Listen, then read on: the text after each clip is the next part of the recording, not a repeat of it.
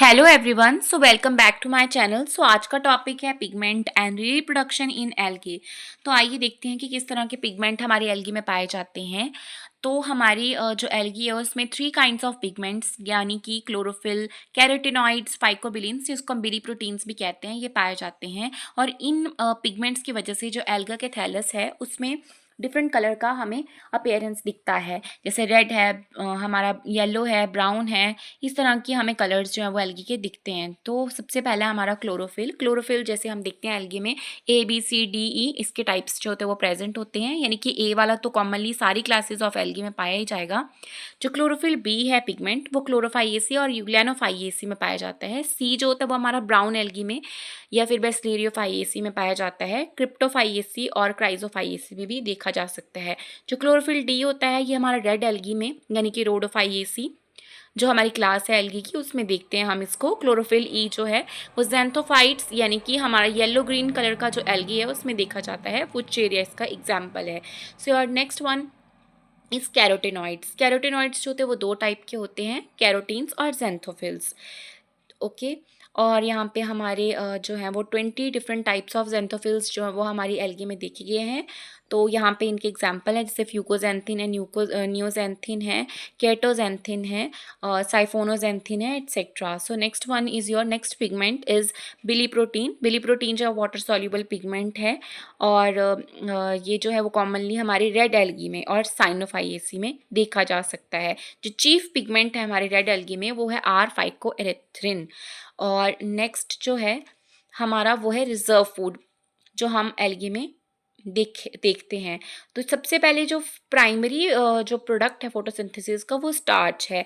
और जो nature reserve food material का डिफरेंट एल्गी में वो डिफरेंट डिफरेंट क्लासेस के अकॉर्डिंग है। तो जैसे क्लोरो में जो है वो स्टार्च पाया जाता है, एज वेल एज हमारे साइनोफाइएसी में भी माइकोफाइसियन स्टार्च ही देखा जा सकता है। ज़ैंथोफाइएसी में जो हमारा येलो और ग्रीन कलर की एल्गी होती है उसमें हम ऑयल या ल्यूकोसिन का रिजर्व फूड मटेरियल देखते हैं। फियोजेंथिन यानी कि ब्राउन एल्गी में जो रिजर्व फूड मटेरियल है वो है लैमिनेरिन और mannitol. So your next topic is reproduction in algae. अब देखते हैं हमें, ये भी 3 तरीके से होती है, एक वेजिटेटिव, एक सेक्सुअल है और एक एसेक्सुअल है। तो जो वेजिटेटिव रिप्रोडक्शन में फर्स्ट टाइप है वो है फ्रेगमेंटेशन यानी कि यहाँ पे हमारे जो फिलामेंटस थैलस होगा वो टूट जाएगा हमारे डिफरेंट डिफरेंट फ्रेगमेंट्स में, और हर एक फ्रेगमेंट जो है वो एक न्यू थैलस को फॉर्म करने में हेल्प करेगा। जैसे इसके एग्जाम्पल हैं यूलोथ्रिक्स, स्पाइरोगैरा, उडोगोनियम, ज़ाइगनीमा और ऑस्लिटोरिया है। तो आप इनमें से कोई भी 1-2 एग्जाम्पल्स जो याद कर सकते हैं।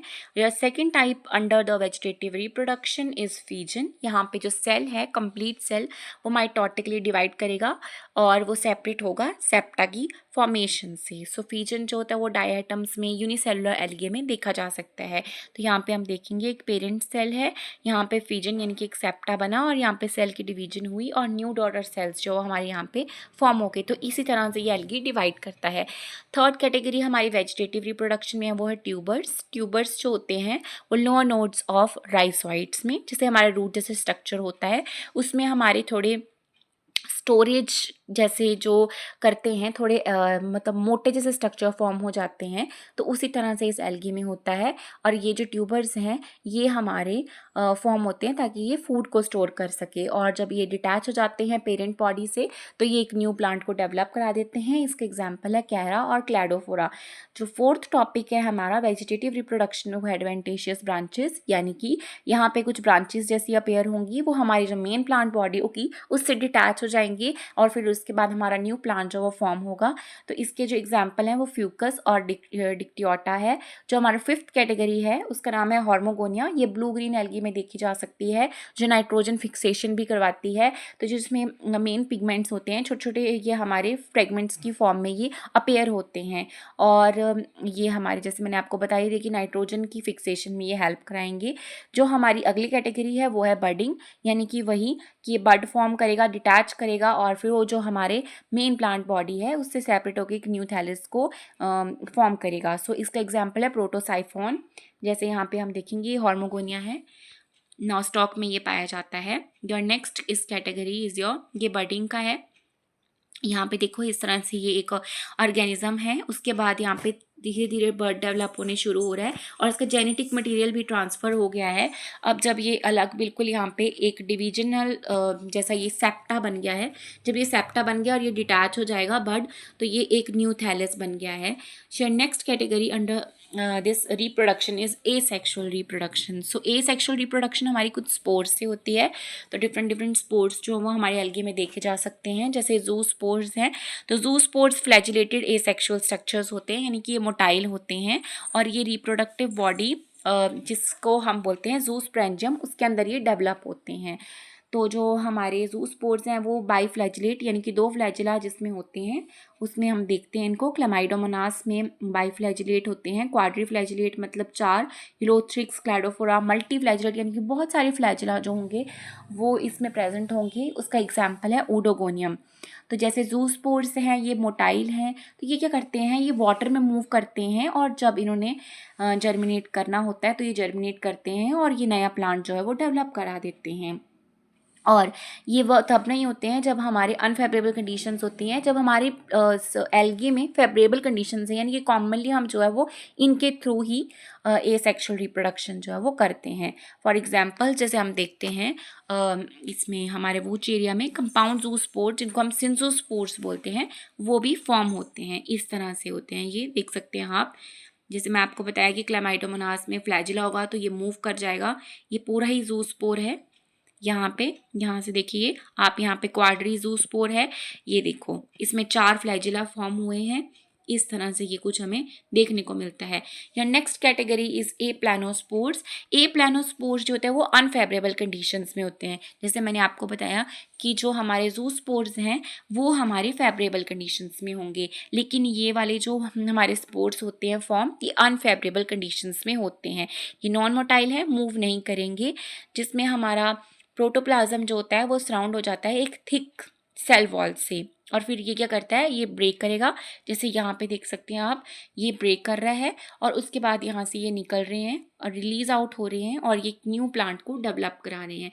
तो ए प्लानोस्पोर्स हमारे स्पाइरोगैरा में देखे जा सकते हैं। So your third category is akinetes. ये भी अनफेवरेबल कंडीशंस में ही अकर करते हैं और ये थिक बॉल होते हैं, नॉन मोटाइल होते हैं, और ये ऑन रिलीज जैसे यहाँ पे भी सेम वैसे ही है, ये यहाँ पे बर्स्ट आउट होगा और रिलीज करेगा और ये एक न्यू प्लांट को डेवलप करेगा। इसका एग्जाम्पल है anabaena. In fourth category is ये हिप्नोस्पोर्स। हिप्नोस्पोर्स भी थिक वॉल्ड होते हैं, ये अनफेवरेबल कंडीशंस में अकर करते हैं, सिस्ट जैसी, एंड योर सेम प्रोसेसिंग, बस नाम इनको अलग अलग दिए हैं। टेट्रास्पोर्स जो होते हैं वो नॉन मोटाइल होते हैं और ये रेड एल्गी और ब्राउन एल्गी का एक मतलब करेक्टर हम मतलब बोल सकते हैं कि इसी में ये पाया जाता है। सो टेट्रास्पोर जो होते हैं, टेट्रास्प्रेंजिया से रिलीज आउट हो गए, डिवीजन हुई और एक न्यू प्लांट को इसने डेवलप करा दिया। यहाँ पे देख सकते हैं आप, इस तरह से ये होते हैं, कुछ देखने को पिक्चर में देखेंगे तो ऐसे दिखेंगे हमें। नेक्स्ट हमारे ऑटोस्पोर्स, ये भी ये प्लानोस्पोर्स होते हैं, बिल्कुल सिमिलर होते हैं ये पेरेंट सेल की तरह। क्लोरेला में ये देखे जा सकते हैं, सैंडेस्मस में ये देखे जा सकते हैं ऑटोस्पोर्स, जैसे ये इस तरह से बिल्कुल सिमिलर है। पेरेंट की ये पेरेंट बॉडी है और यहाँ से ये रिलीज आउट हुए, ऑटोस्पोर्स जो वो हमारे फॉर्म हो गए। सो यार थर्ड कैटेगरी है सेक्सुअल रिप्रोडक्शन। आप सभी जानते हैं कि सेक्सुअल रिप्रोडक्शन यानी कि जब हमारे फ्यूजन ऑफ गैमीट्स होती है तो वो हमारी जाइगोट बनाएगा, हमारा एम्ब्रियो बनाएगा, उस तरह से ये होगा। तो यहाँ पे फर्टिलाइजेशन की प्रोसेस देखी जा सकती है। आइसोगैमी में क्या होता है, यहाँ पे फ्यूजन ऑफ गैमीट्स होती हैं लेकिन वो देखने में एक ही जैसे होते हैं, इस तरह से कुछ। क्लेमाइडोमोनास है, ये देखो इस तरह से। तो ये जो गैमीट्स होते हैं ये मॉर्फोलॉजिकली बिल्कुल सिमिलर होते हैं लेकिन फिजियोलॉजिकली डिफरेंट होंगे। यहाँ पे प्लस माइनस स्ट्रेन्स जो हैं वो देखे जा सकते हैं। तो ये पाए जाते हैं हमारे क्लेमाइडोमोनास, यूलोथ्रिक्स, स्पाइरोगैरा और जाइगनेमा में। एनाइसोगैमी जो होती है इसमें फ्यूजन तो होती है लेकिन यहाँ पे जिनका साइज होता है वो सिमिलर नहीं होता है, एक छोटा होगा एक बड़ा होगा, इस तरह से होते हैं। तो इनको हम एनाइसोगैमी बोल देते हैं। यहाँ से आप देख सकते हैं एक फीमेल का जो पार्ट है जो हमारा यहाँ पे है गैमीट वो बड़ा है और जो मेल है वो छोटा है। तो यहाँ पे इस तरह से फ्यूजन होगी। Your last one is your ओगैमी। बहुत ही एडवांस है ये सेक्सुअल रिप्रोडक्शन।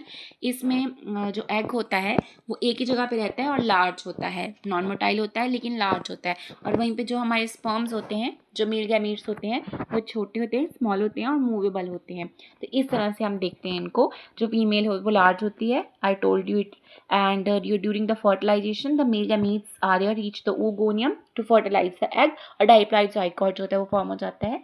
क्लामाइडोमोनास में भी देखा जा सकता है। So that's all. Thank you guys for watching my video and do subscribe my channel. Thank you so much.